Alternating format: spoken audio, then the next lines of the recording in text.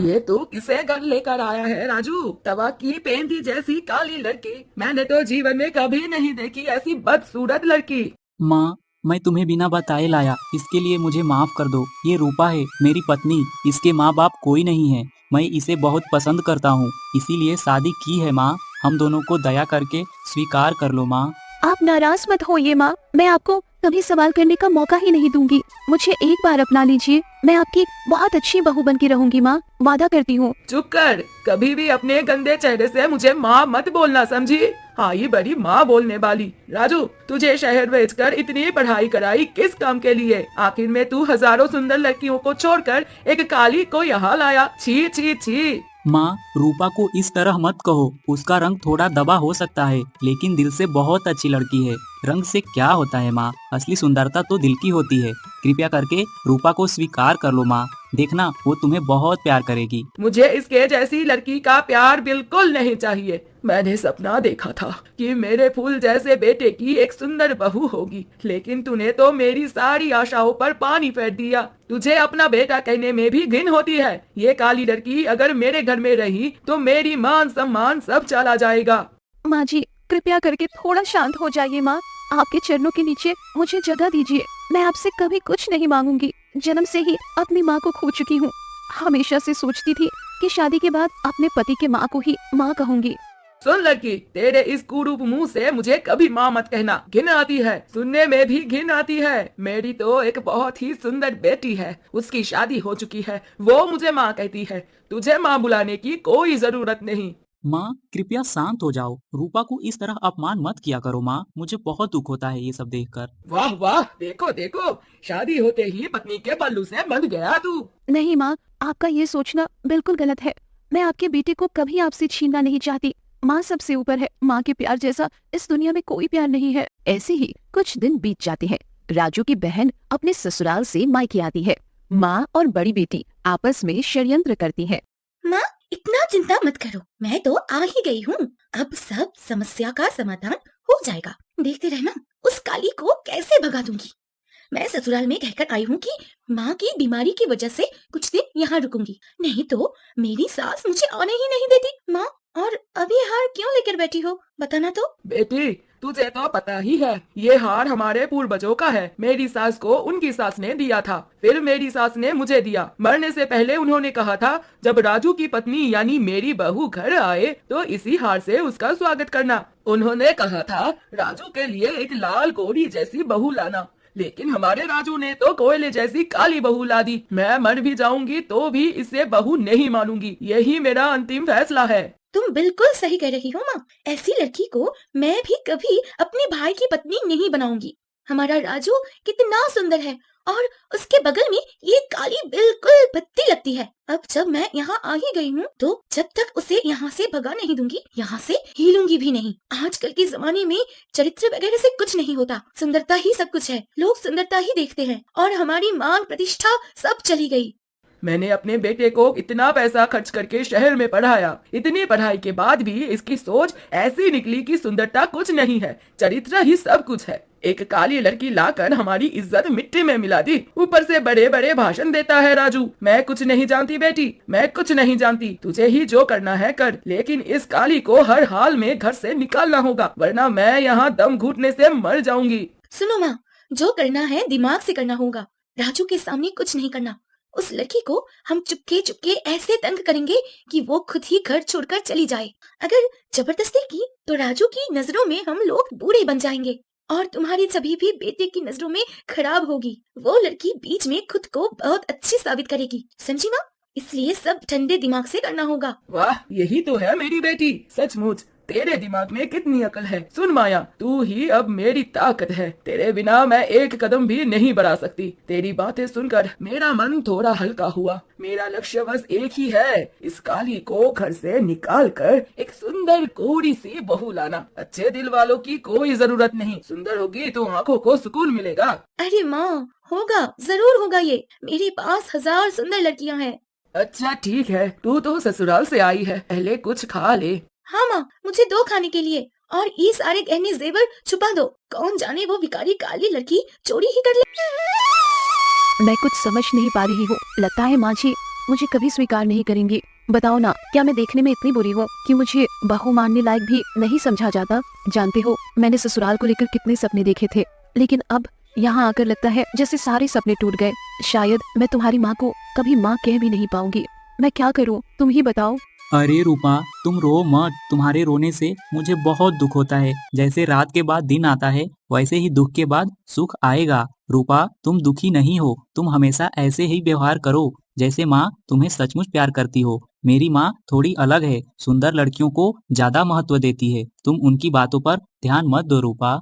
अभी तो आपकी बहन भी आई हुई है। मैंने चाय देने की कोशिश की, लेकिन माँ और दीदी ने मेरी तरफ देखा भी नहीं। कितनी बार कहा, माँ दीदी चाय पी लीजिए, उन्होंने मुझे बिल्कुल नजरअंदाज कर दिया।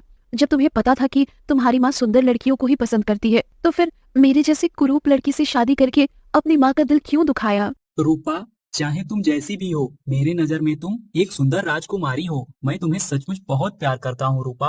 और हाँ, अब मैं नौकरी के लिए शहर जा रहा हूँ। कभी भी बुलावा आ सकता है। अगर नौकरी मिल गई तो मैं तुम्हें अपने साथ ले जाऊंगा। तुम चिंता मत करो, मैं हर तरफ से देख रहा हूँ क्या किया जा सकता है। तुम्हारी बातें सुनकर मुझे बहुत अच्छा लगा।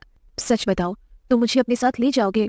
लेकिन अगर मैं तुम्हारे साथ चली भी जाऊं तो माँ जी का ध्यान कौन रखेगा? नहीं नहीं, मैं माँ को छोड़कर कहीं नहीं जा सकती। अगर शहर जाना ही होगा तो हमारे साथ माँ को भी ले जाना होगा। सच में रूपा, तुम मेरे परिवार के बारे में कितना सोचती हो। जहाँ पर माँ तुम्हें हमेशा ताना देती हैं, वहीं तुम उनका कितना फिक्र करती हो। मैंने हमेशा किताबों में अच्छे इंसान के बारे में पढ़ा था, लेकिन अब असल में देख रहा हूँ कि अच्छे इंसान होते कैसे हैं। लेकिन अच्छे इंसान बनने से क्या होगा? तुम्हें तो सबके ताने सुनने पड़ रहे हैं। फिर भी मेरा मन कहता है बहुत जल्दी सब कुछ ठीक हो जाएगा। हाँ, मैं भी उसी उम्मीद में जी रही हूँ। सब कुछ एक दिन ठीक हो जाएगा। वैसे अब काफी देर हो गई है, तुम्हें जरूर भूख लगी होगी।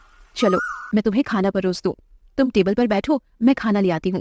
अपना ध्यान बिल्कुल नहीं रखते हो। अरे भाग्यवान, तुम्हारे होते हुए मुझे भला क्या परेशानी हो सकती है, बताओ तो।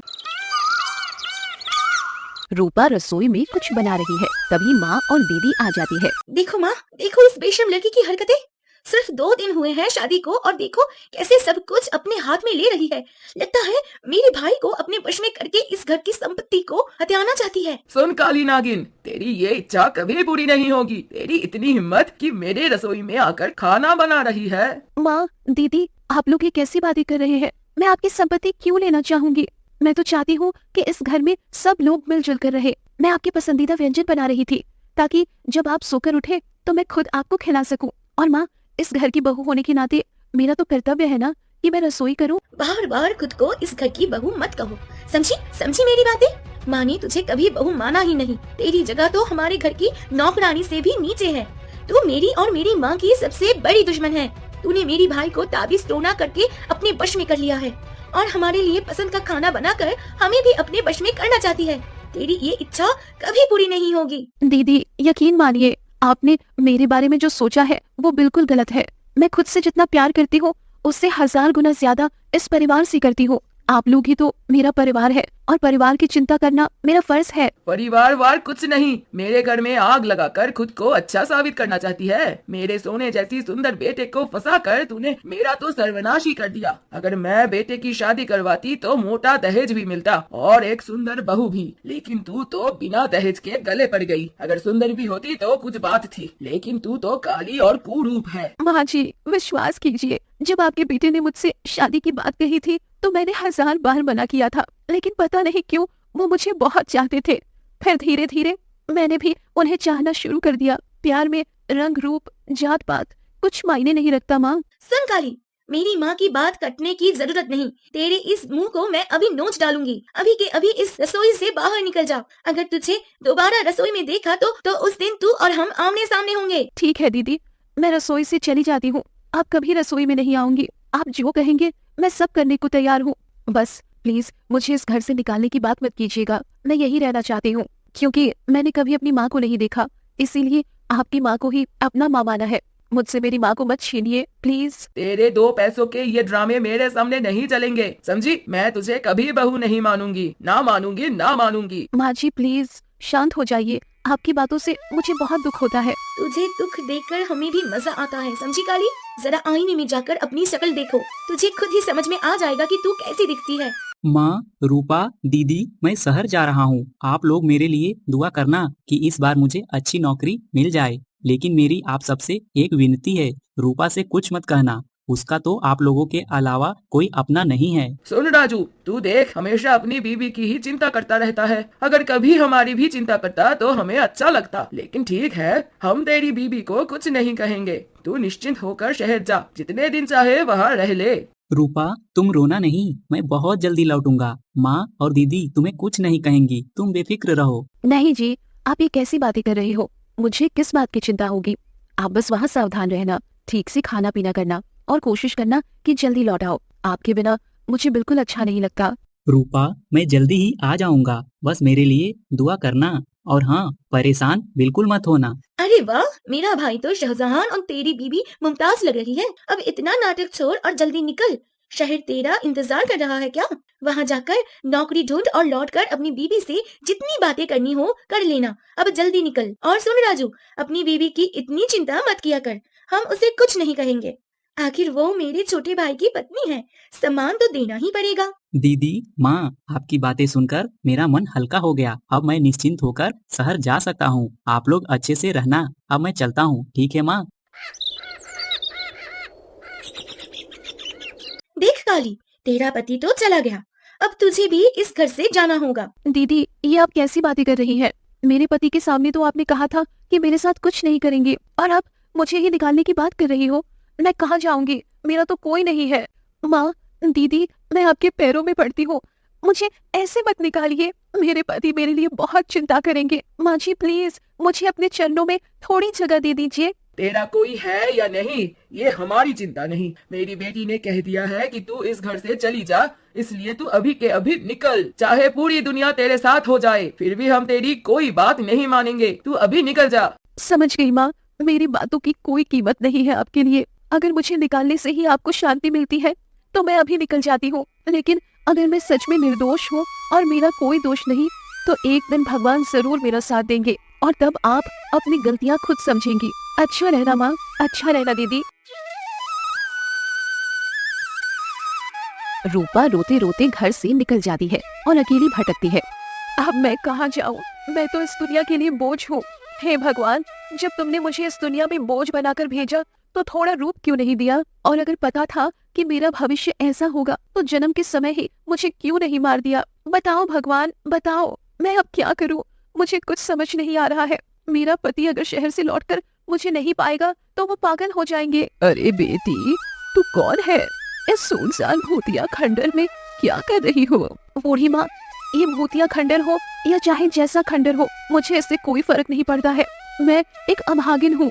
मेरे पति शहर गए हैं काम के लिए। शादी के बाद से ही मेरी सास और मेरी ननद मुझे बिल्कुल सहन नहीं कर पाती। सिर्फ मेरे इस काले रंग की वजह से कितना कुछ किया उनके मन को जीतने के लिए, लेकिन उनका दिल कभी नहीं जीत पाई। हाथ जोड़कर पाँव पकड़कर भी उनके साथ रहना चाहा, लेकिन अंत में उन्होंने मुझे घर से ही निकाल दिया। ओहो बेटी, तू कितनी दुखी है। तेरी बातें सुनकर मेरा भी दिल दुख रहा है, लेकिन मैं कहती हूँ तू अपने घर लौट जा। यहाँ रहकर कुछ हासिल नहीं होगा। बूढ़ी माँ, अगर मैं वापस ससुराल गई तो वो मुझे जिंदा नहीं छोड़ेंगे। मैं और अत्याचार सहन नहीं कर सकती। मैं यही इस टूटे फूटे घर में रह जाऊंगी। सुनो बेटी, मेरी बात मानो, घर लौट जा, फिर देखना असली खेल। जो तेरा रूप है वही तेरा हथियार बनेगा। जा, घर लौट जा। ठीक है बूढ़ी माँ, मैं आपकी बात मानकर घर लौटती हूँ। पता नहीं मेरा क्या होगा। तू जा बेटी, पहले घर लौट, फिर सच्चाई देखना। रूपा बूढ़ी माँ की बात मानकर घर लौट आती है। माँ, देखो तो जरा इस काली लड़की की कितनी बड़ी हिम्मत है। ये काली फिर लौट आई। जाओ माँ, जरा अभी केरोसिन का तेल ले आओ। आज इस काली को जलाकर खत्म ही कर देते हैं। ठहर बेटी, मैं अभी रसोई से केरोसिन लाती हूँ। आज इसे खत्म करके ही दम लेंगे। अरे, ये हमारे साथ क्या हो गया? हम इतनी काली और कुरूप कैसे हो गए? मैं तो इतनी सुंदर थी, ये मुझे क्या हो गया? इतनी गोरी गोरी मैं काली और बदसूरत कैसे बन गई? मुझे अपनी आंखों पर यकीन नहीं हो रहा। ये सब निश्चित ही बूढ़ी माँ का आशीर्वाद है। उन्होंने कहा था तुम्हारा रूप ही तुम्हारा हथियार है।